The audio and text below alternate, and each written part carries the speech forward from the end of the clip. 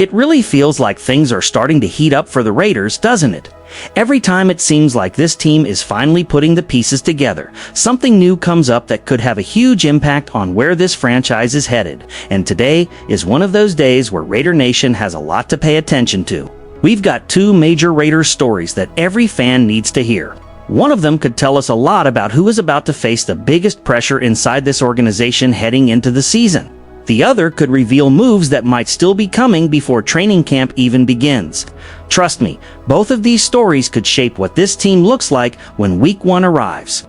So before we jump into everything, if you're a real member of Raider Nation, take a second to hit that like button and subscribe to the channel. My name's Victor, and this is Raiders Nation Update. The channel is still brand new, and we're chasing our first 4,000 subscribers. So if you truly believe in the future of the silver and black and want to be part of this community from the very beginning, we'd love to have you with us. So let's start with the first story, because this one really got me thinking about where this team is heading. There's no question the Raiders should be a better football team in 2026. Nobody is calling this a guaranteed playoff team yet, but after everything General Manager John Spytek did this offseason, and with Klint Kubiak taking over as head coach after helping win a Super Bowl, expectations are definitely higher than they were a year ago, and that's exactly why some players simply don't have any more excuses. According to Fernando Alfaro Donist, two players are going to be under enormous pressure this season, and honestly, it's hard to argue with the list. The first name is Ashton Jeanty. I know a lot of Raider Nation expected a breakout rookie year from Jeanty, but that just never happened. He wasn't the explosive playmaker many people imagined when the Raiders drafted him so early. Still, it's important to look at the full picture before judging him too harshly. Last season, this roster simply wasn't good enough. The offense struggled almost everywhere. Defenses could load the box against him, and the Raiders finished as one of the least talented teams in the league.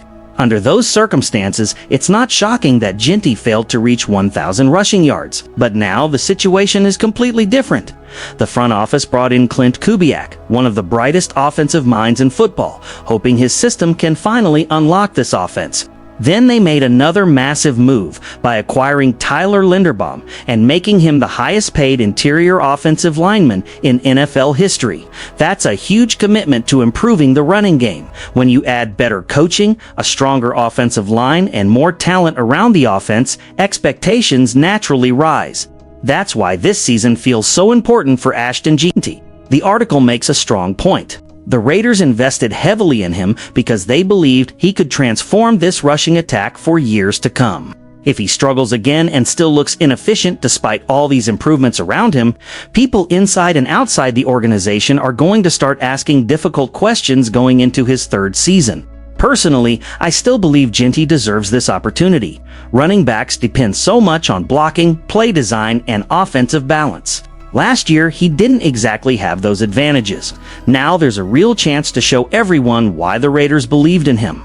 But as much pressure as Jeanty is facing, the player carrying even more weight into this season is Malcolm Koonce. And honestly, this one feels huge. Unlike Jeanty, Malcolm Koonce isn't protected by a rookie contract. He's playing on a one-year prove-it deal. That means every snap matters, every sack matters, every pressure matters. He's basically auditioning for his future with this new Raiders regime. It's kind of crazy when you think about it. Back when the Raiders drafted Malcolm Koonce in the third round in 2021, many fans believed he would eventually become the perfect running mate for Max Crosby. There was genuine excitement about what those two could become together. Instead, injuries kept getting in the way. Every time it looked like Koonce was building momentum, something happened that slowed him down. Now he's 28 years old, and realistically, he's only had one, maybe two, seasons where he's consistently showed what he's capable of. This season could define the rest of his NFL career. The article also points out another important factor. The Raiders already moved on from Tyree Wilson, creating both opportunity and financial flexibility.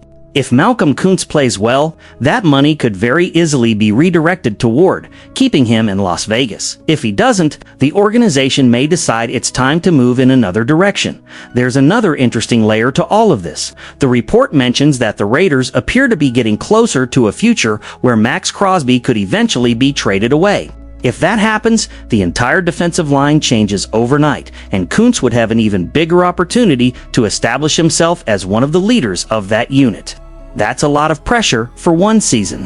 For me, these are exactly the kinds of storylines that make training camp and the regular season so fascinating. We're not just watching games anymore. We're watching careers. We're watching players fighting for contracts. We're watching young talent trying to justify where they were drafted. And we're watching this new coaching staff figure out who deserves to be part of the future of this franchise. Now, while those battles are happening inside the roster, the front office may not be finished making moves just yet, because another report suggests the Raiders could still add veteran help before training camp. And some of the names being linked to Las Vegas are definitely worth talking about. That brings us to our second story, and honestly, this is the kind of conversation I love having this time of year, because even though the biggest waves of free agency are over, smart teams are always looking for ways to improve around the edges. According to Maurice Moton, the Raiders still have a few important items left on their offseason checklist before training camp gets underway in late July. The first priority is obvious.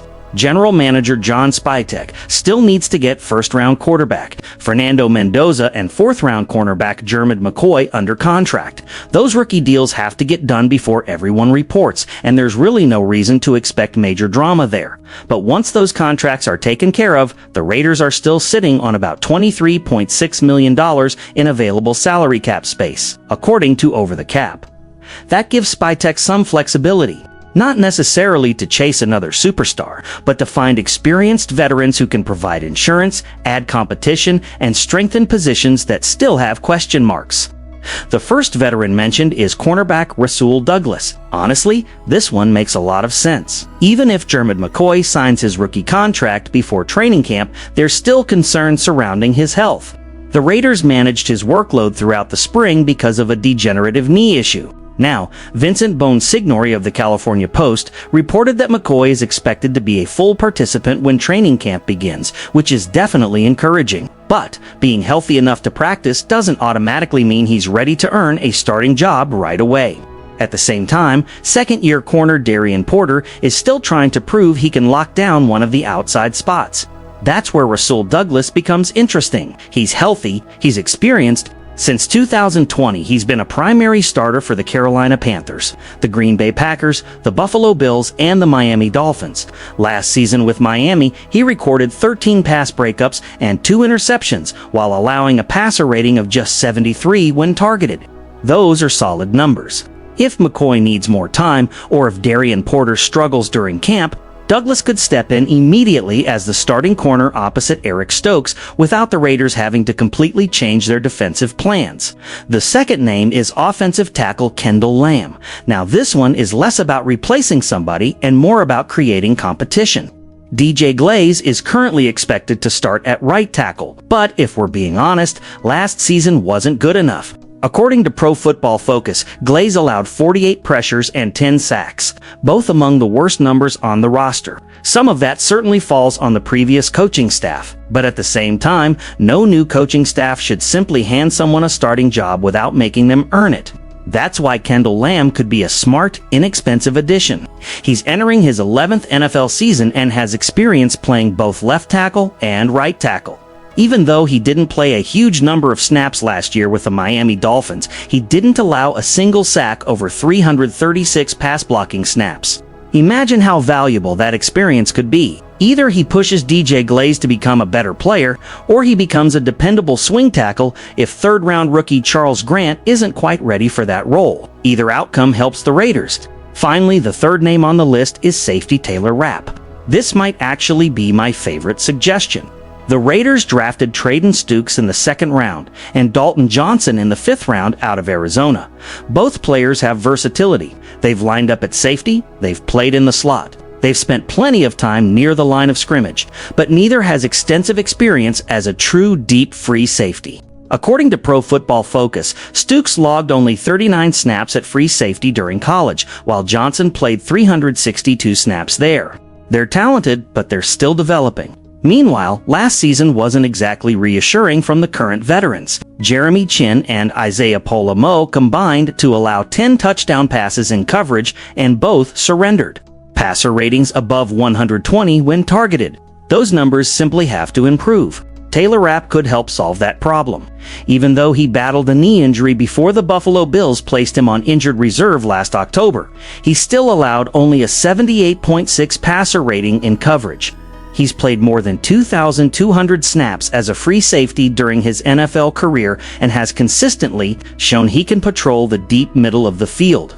For a team looking to strengthen its secondary without spending huge money, that feels like a very logical target.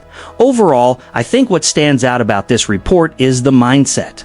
John Spytek doesn't have to make another blockbuster move. Sometimes the difference between winning 8 games and winning 10 comes from having the right veteran ready when injuries happen or when young players need more time to develop. If the Raiders can add even 1 or 2 experienced veterans like Rasul Douglas, Kendall Lamb, or Taylor Rapp, they could raise the overall floor of this roster before training camp even begins. And that's exactly what good organizations do. They never stop looking for ways to get better. As Raiders fans, that's what we've wanted to see for years. No shortcuts, no panic moves. Just smart decisions that build a deeper, more competitive football team. When you combine everything we talked about today, you can really feel that this offseason is entering a critical stage. Ashton Jeanty and Malcolm Koonce are heading into defining seasons with enormous expectations on their shoulders, while John Spytek still has opportunities to strengthen this roster before the first whistle of training camp. Now it's all about proving it on the field. This coaching staff has put players in a better position to succeed. The front office has been aggressive in improving the roster. Now the responsibility shifts to the players to deliver, and I honestly can't wait to see who steps up. So now I want to hear from you. Which player do you think is under the most pressure this season, Ashton Jeanty or Malcolm Koonce? And if the Raiders sign one more veteran before training camp, who would you want it to be? Rasul Douglas, Kendall Lamb, or Taylor Rapp? Drop your thoughts down in the comments because I read every single one. If you enjoyed today's update, don't forget to leave a like. And if you're a true Raider Nation fan who believes this team is finally moving in the right direction, subscribe to Raiders Nation Update. We're still a brand new channel chasing our first 4,000 subscribers, and it would be awesome to have you with us from the very beginning. As always, thank you so much for watching, and I'll see you in the next one. Raider Nation, take care, and just win, baby.